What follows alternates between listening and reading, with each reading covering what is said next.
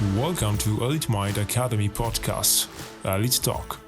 ElitTalk is a breakthrough technology, AI and ML data and cloud-oriented podcast created by top experts in the field of MDW solutions and analytics.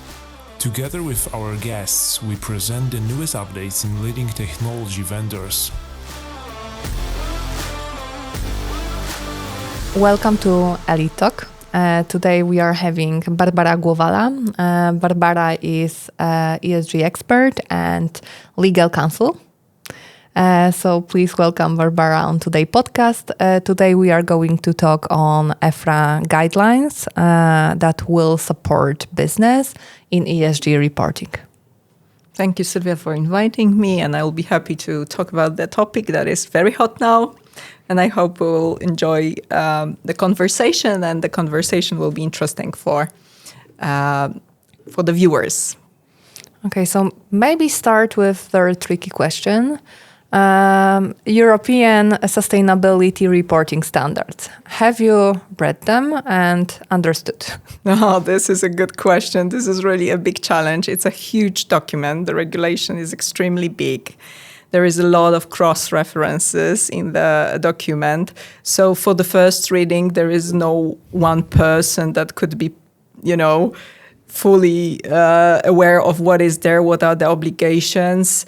So everybody is basically looking on some kind of a guidance on the market, on some kind of experience. So I guess that all the EFRAG experts are now very famous people because everybody is basically looking for some advice. And I guess not only for me, it was a challenge to go through the document. No, I have exactly same feeling, and I really feel pity for the people that are accountable to actually start the process, because we've never been there, and that's wholly new experience for the industry. So maybe let's start with some basics. EFRAG lately released some documents that's supposed to help us with ESG reporting. Can you say something more on this? Yes, of course. So basically in May, EFRAG published three guidelines, the final versions of the guidelines, because before we could see the drafts. And there are basically three topics covered by the guidelines. The first one is materiality assessment, because SRS basically implement a new definition, double materiality assessment, which is absolutely new for the market. Nobody knows how to do the process, how to measure what is material, what is not material. So EFRAG responded to that questions from the market, and they issued a guideline referring to materiality assessment. The other one is referring to value chain, because both the directive and ESRS describe the obligation that you need to include your entire value chain. And it's not so clear for everybody what it means, entire value chain. Who should I include in my impact assessment? What should I basically measure? So what stakeholders I need to involve? So basically this is something also very needed now for the companies that need to report. And the third one, Sylwia, is actually referring to data points, to SRS data points. And maybe you could introduce this guideline to the audience. Yeah, the implementation guideline, the third one, is on data points that are actually required to be disclosed for ESG reporting. And we will talk about this in a minute. I must say, Sylwia, that when I saw this huge Excel file, I felt overloaded. And I thought oh my God, so everybody needs to go through all of them and report on all of them. But luckily not all of them, only the material ones. But this is really a huge challenge also in the context of collecting data, yes. Data governance. So basically, this is something that you work on mostly now. Yes, definitely. And as you said, that's like quite complex topic. But fortunately, we are having like the guidelines, like what's like mandatory, what's like voluntary, and also how to navigate with the results of double materiality assessment. Exactly. But talking on double materiality assessment, can you tell us like more how we can understand that term? Because I know that this is like new term, this is new for the industry organization. So can you say, some example maybe and just general understanding on that term? Yeah, so basically this is different from the financial reporting so far, because in the financial reporting, you took into consideration the influence, the impact of different factors on your financial situation, right? It was kind of internal approach to what's going on in the company in terms of financial condition. Yeah, and sustainability is not only about the company and what's happening there internally, but it's also about the company's impact on the outside world. Yes, so the double materiality assessment requires you to measure your impact on various stakeholders, not only, let's say, human beings, but also silent stakeholders, for example, environment. And you need to basically take that into account, except of risks and opportunities in terms of financial situation. So you basically need to take both perspectives, combine them together, and decide what, after this kind of analysis, is really material for you, what you have to report.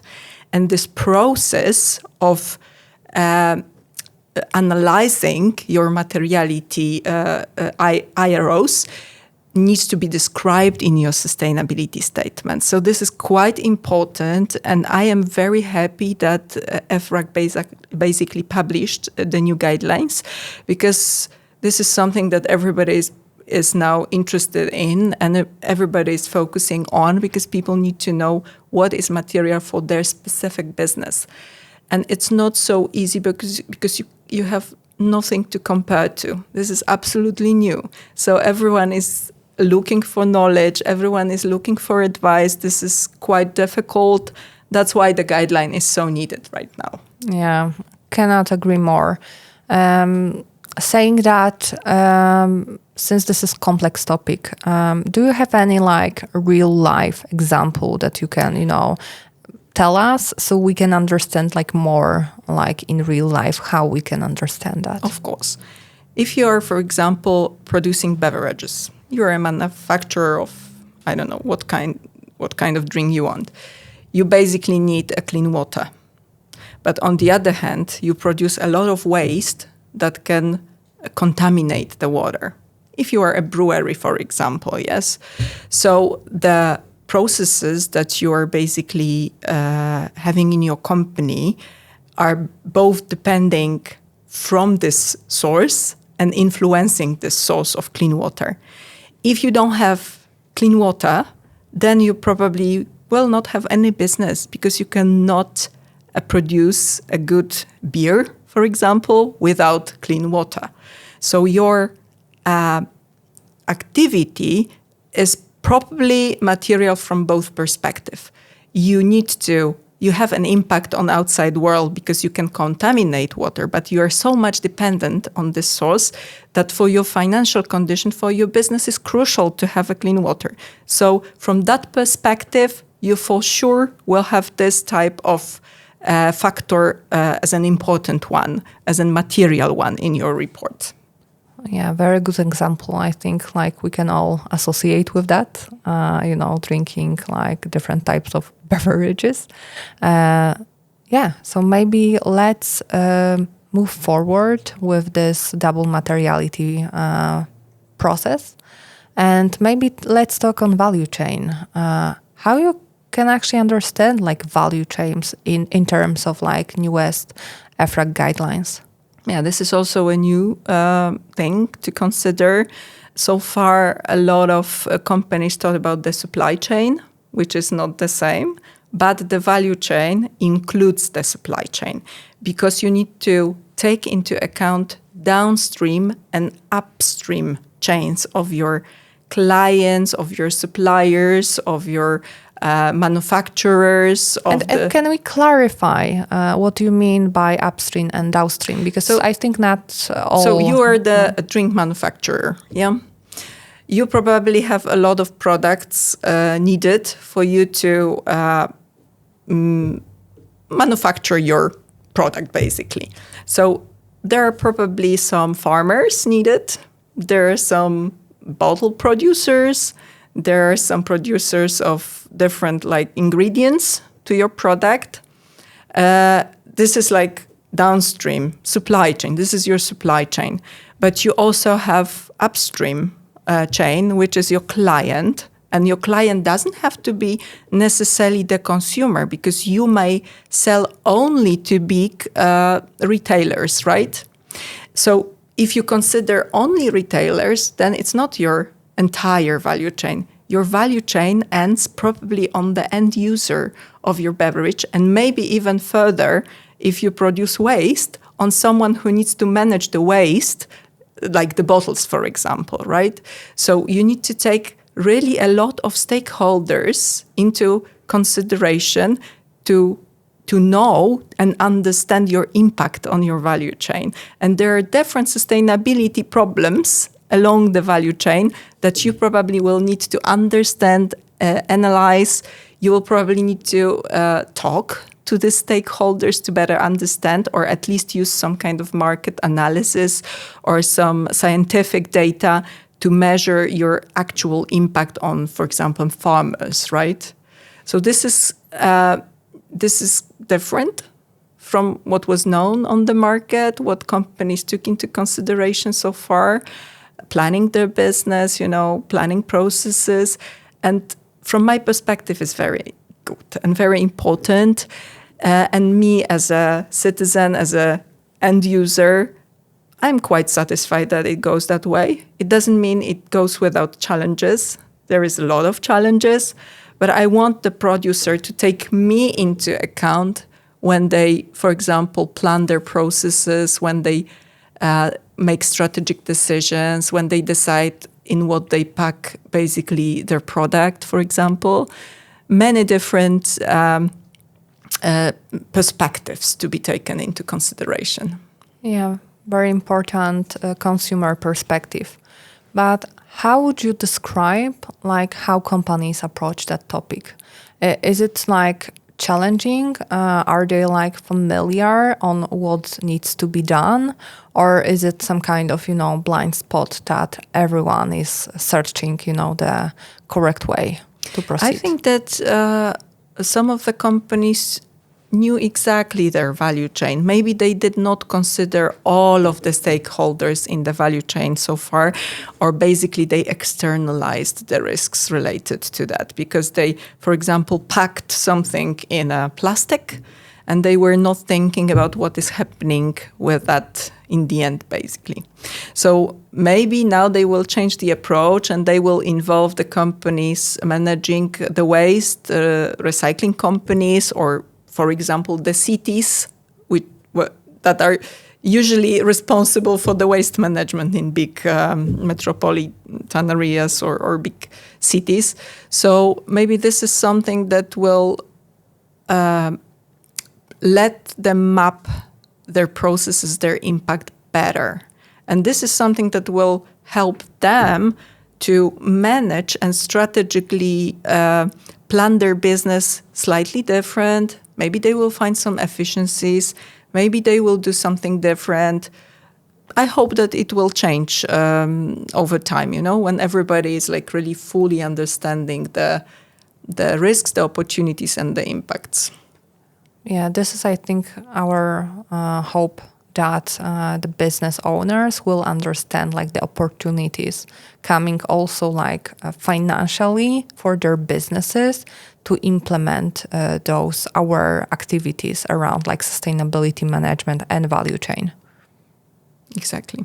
And Sylwia, what do you think about this huge, a task that is in front of everybody in terms of data governance? Oh yes, that's huge because many of companies like never collected like data before. Like they have some data. You mean but- non-financial data? Yeah, non-financial data, exactly. So it's like very new to them. Like depends on the characteristic of business, like the scope of their like activities, their like incomes. Of course, they will have like different experiences. But right now, EFRAG released this guideline on data points that's supposed to support organization in this data collection. But as you can imagine, this huge Excel file might be like confusing a bit.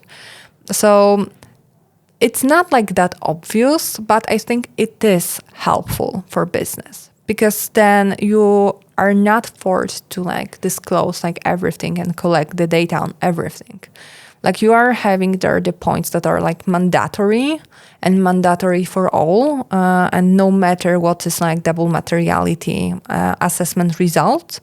But there are also the points that are like strictly related with those materiality points. And of course, some kind of voluntary options for like more aware like companies. So you can imagine like IT business, like for example, Elitmind will have totally different reporting or disclosing requirements than some manufacturing facility.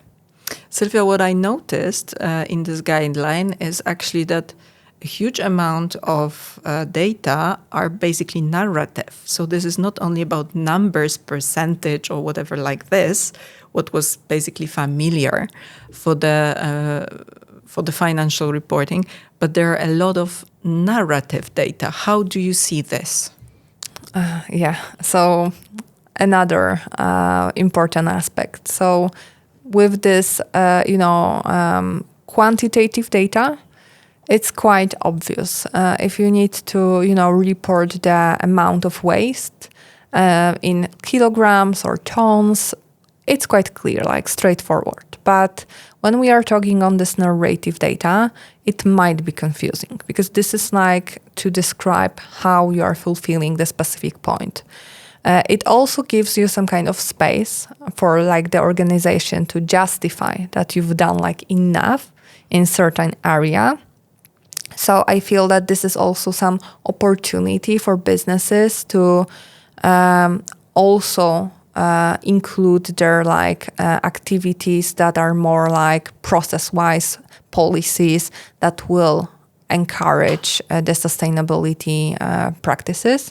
But generally, each point in this guideline is having the reference to the standard. So you can like read more on the specific point. Mm-hmm.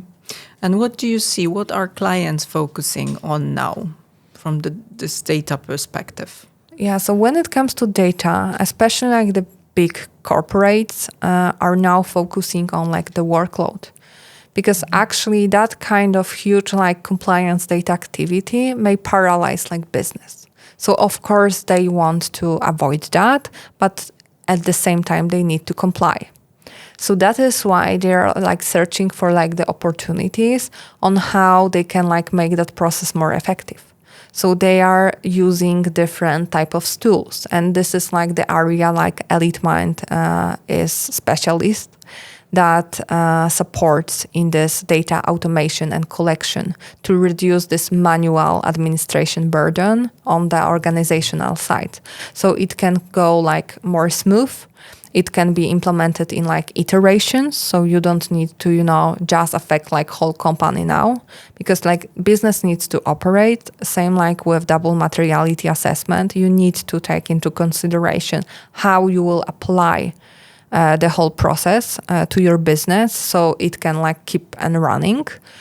And generally that kind of solutions will also support like the auditability because then, you can imagine if there are some small companies, it may work that, one person will tell another, but then what if someone is like sick or is not available at the moment? What happens then? But in like big corporations, like I think companies are much more aware and they know that it needs to be not so like human like related. I mean, it of course needs to engage people, but they need to have clear roles, responsibilities, and to coordinate that big like data collection scope. Like the tools are a need, so you can have like versioning, traceability. You don't need to send like thousands of like reminder emails that I think are really frustrating for everyone who had a chance to collect such data. I can imagine the person that has the role, first year of reporting, and the person is basically chasing everyone in the organization to get the piece of data that are not necessarily reliable, and you don't know how to put them together in order to really like kind of issue a report, yes, that is auditable. And auditability is the new thing actually for non-financial data. This is very well known for financial data, but nobody knows how it will look like for non-financial data. So from that perspective, like data governance, the right processes, right tools, right resources are very, very important. Yeah. And if you think about the resources, how would you approach that in the reporting, let's say, management, etc.? Yeah, I think like the planning is a key, because when you see like the scope of work, you have your like double materiality assessment in place, and then you see like all the areas. I think I would always start with this low hanging fruits. So just you can like go through the process, collect the data, check how this is like working, and then apply like the same processes, but also those lessons learned on the other part of the organization. And when it comes to the roles, actually, there is no like one solution, it's like the perfect phrase from all people from regulatory. It depends. And of course, it depends from like business characteristic, from how many, people we have involved in that process. So it really depends. There will be companies that will have like whole sustainability team, but there will be like a company that will have like one person. And that will be very like demanding task, because you can imagine the person who is able to like navigate the calculation of carbon emissions from like business trips, and a person who can like navigate in like HR data or, occupational health and safety. That's a really like big skill set that this person needs to have. So I think like perfectly, it would be good if that responsibility and roles are distributed within the company. So this can be done like by the group of experts, because then like their expertise and then their skill set will like mutually like integrate and provide us the most accurate replies.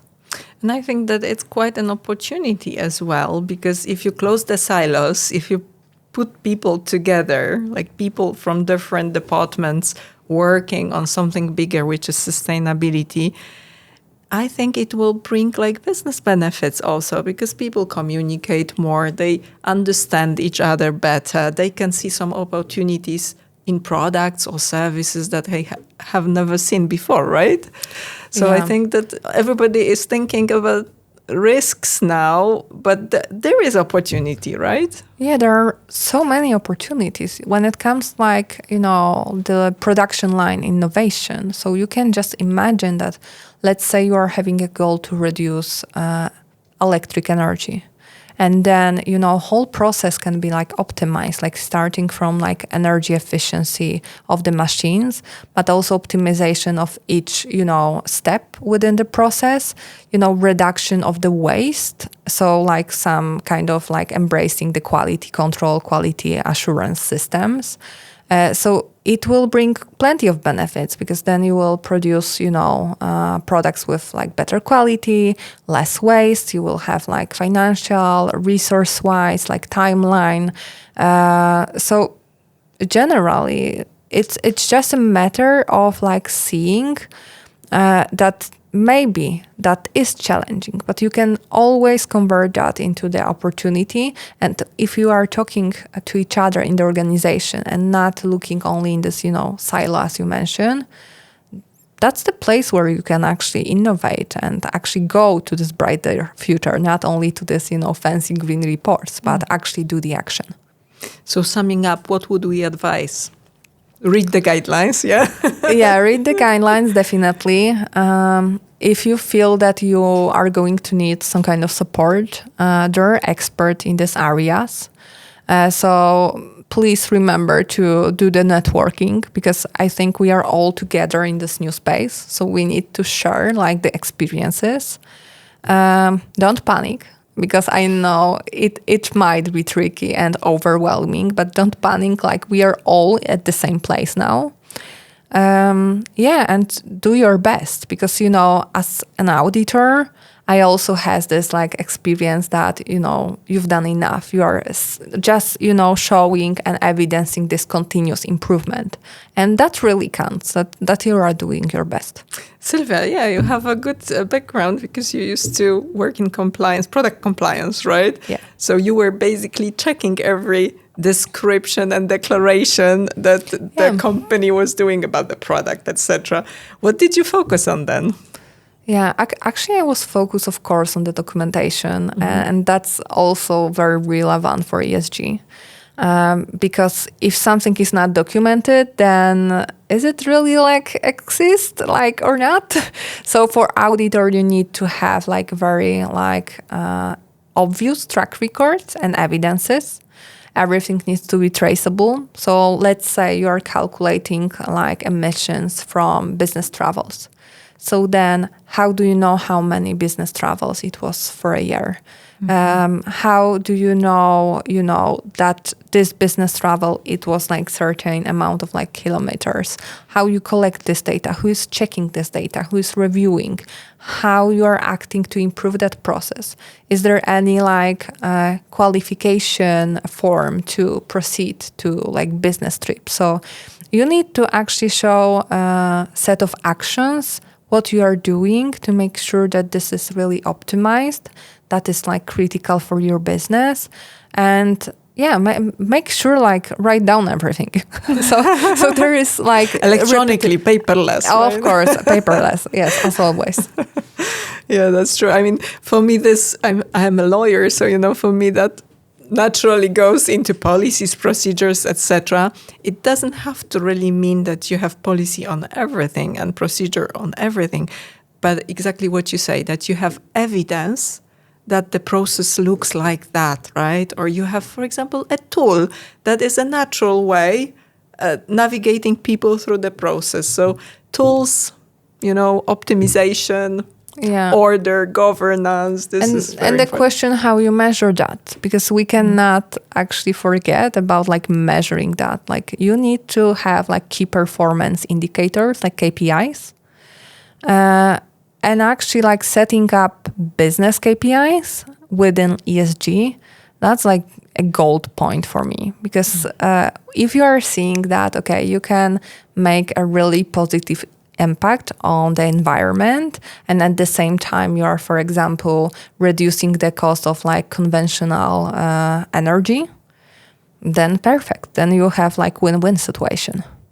Yeah, and maybe as a hint, I could say that there are some companies that reported so far based on NFRD, based on GRI standards, ISSB standards, and there are like resources and tools available that basically guide you which could be your right KPI, what you could measure. You can look into that reports and see how the big corporation from somewhere approached the topic. So if you are smaller, you've never done that, that could be a hint, right? Yeah, of course. Like as Elitmind, we are working with Microsoft tools, and we are focusing on Microsoft Sustainability Manager.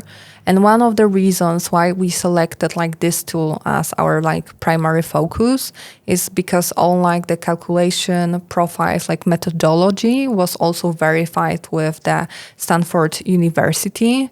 So we are actually sure that this will work. So this can guide this less, experienced companies, but also help a lot the big like corporates that already, has some experience, like from example, from previous like financial reporting. to use that tool to like very easy way collect, automate data and really take off some, heavy weight from their shoulders.